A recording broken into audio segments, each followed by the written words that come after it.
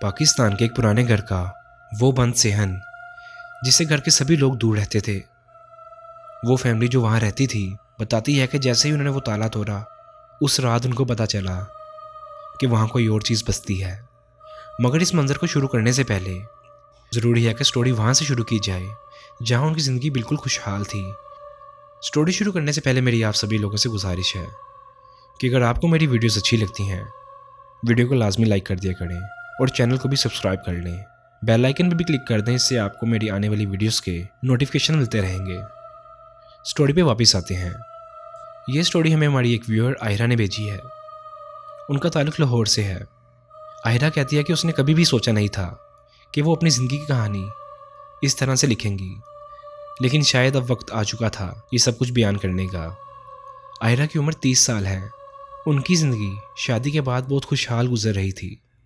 वो अपनी फैमिली में अपने शौहर जिनका नाम तारिक है और अपने 2 बच्चों के साथ रहती थी। बेटे का नाम सुभान और बेटी का नाम मरियम है। आयरा के शौहर तारिक एग्रीकल्चर डिपार्टमेंट के मुलाजिम थे। उनकी ज़िंदगी पुरसकून थी, बिल्कुल वैसी ही थी जैसे एक आम फैमिली की होती है। लेकिन फिर उनकी ज़िंदगी में कुछ ऐसे वाक़यात हुए जिनको याद कर कर अभी भी उनके रोंगटे खड़े हो जाते हैं। हुआ कुछ यूँ था कि 2 साल पहले एक सिंगल स्टोरी का घर आयरा और उसकी फैमिली ने ख़रीदा था, जिसमें 3 कमरे, एक बड़ा आंगन और एक काफ़ी खुला किचन था। मगर एक बात थी जो आयरा को शुरू से खटकती थी।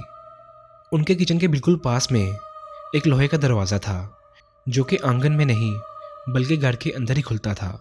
दरवाजे को देखने से ऐसा लगता था कि शायद ही कभी किसी ने इस दरवाजे को खोला हो और लोग जिसमें जंग लगी हुई थी। आयरा और उसके शौहर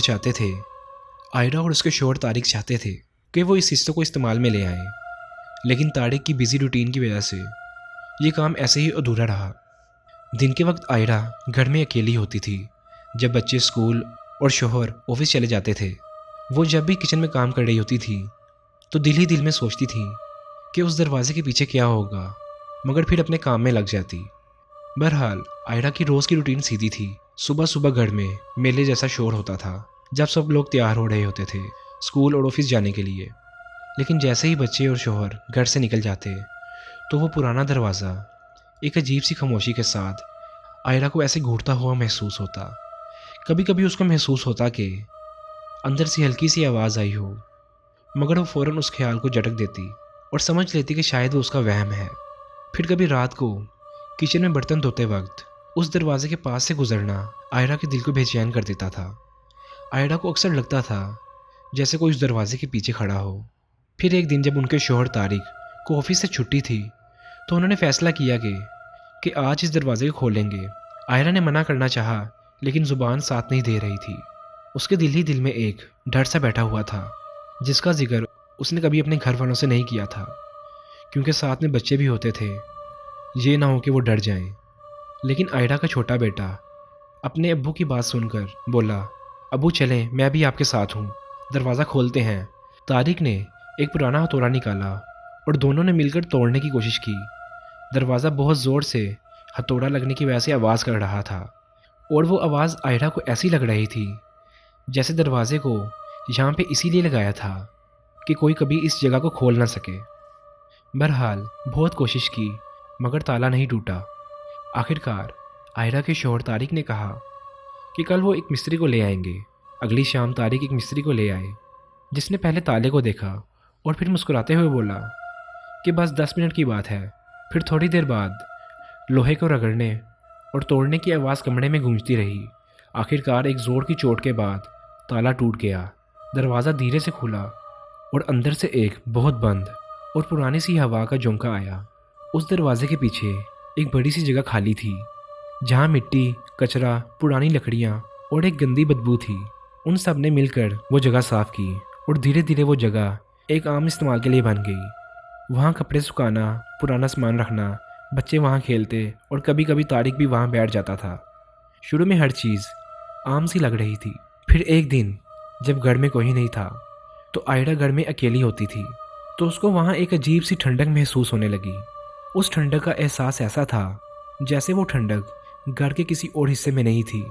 कभी उसको उस जगह से ऐसा लगता कि जैसे कोई बहुत खामोशी से देख रहा हो, और कभी आयरा के सर में अचानक से दर्द उठती और कभी बगैर किसी वजह के चक्कर आने लगते।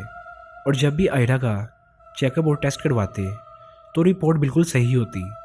डॉक्टर्स भी कहते कि सिर्फ थकन है, मगर आयरा को अंदाज़ा था कि मसला सिर्फ जिस्मानी या बीमारी नहीं है, ये कुछ और ही है जो उसके साथ हो रहा है।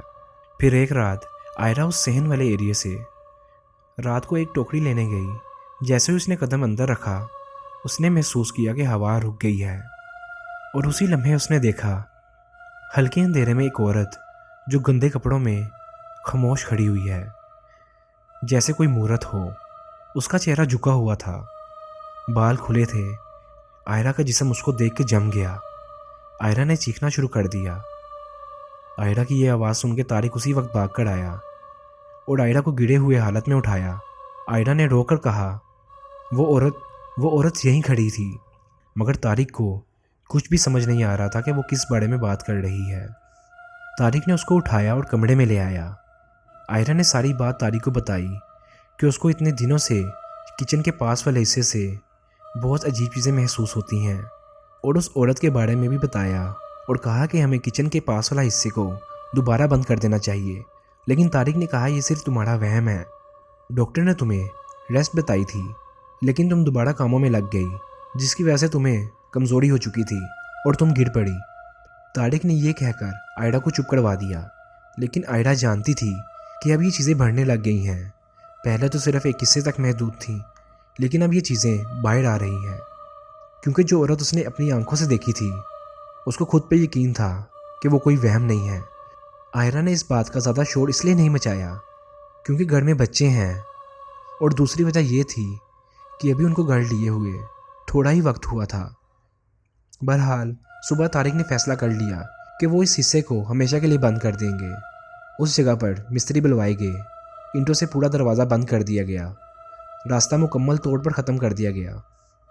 घर में दोबारा कोई इस बात का जिक्र नहीं करता था, लेकिन आयरा के दिल में वो मंज़र हमेशा के लिए ज़िंदा रह गया था। चाहे जितनी भी कोशिश करे, वो साया, वो खामोश औरत उसकी यादों में बड़े अरसे तक रही। फिर काफ़ी टाइम तक सब कुछ सही चलता रहा। उन्होंने इसके बाद घर में कुरान खानी करवाई। सब कुछ वापस नॉर्मल हो चुका था।